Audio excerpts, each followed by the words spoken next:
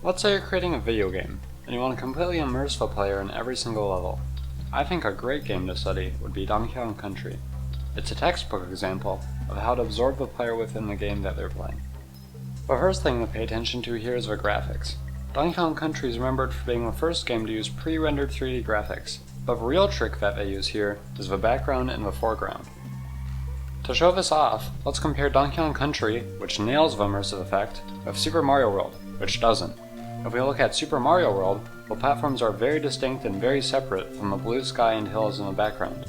Donkey Kong Country contrasts this by making the foreground flow into the background to make one distinct area. Instead of putting you in front of the environment, Donkey Kong Country puts you in the environment. Another interesting point to look at is the user interface. In Donkey Kong Country, you don't see any interface elements until they're actually relevant. Once you pick up a Kong letter, you'll know how many you have, because that's the only time you'll actually need to know. Country does a wonderful job of showing instead of telling. Instead of losing a heart on a life bar, you'll lose one of the Kongs. In games with cluttered user interfaces, you can't help but lose some of your focus with all the information being presented. With a very clean interface like Donkey Kong Country's, you can have complete focus while navigating each stage. And you'll need it. Donkey Kong Country is a difficult game.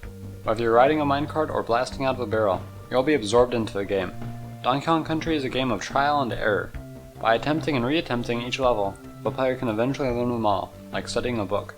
Each stage is designed with care. No two levels feel too similar. The music of Donkey Kong Country is another immersive point. First off, it's fantastic and beautiful, and the game wouldn't be half as good without it. But the soothing melodies also provide a great contrast with the challenging levels.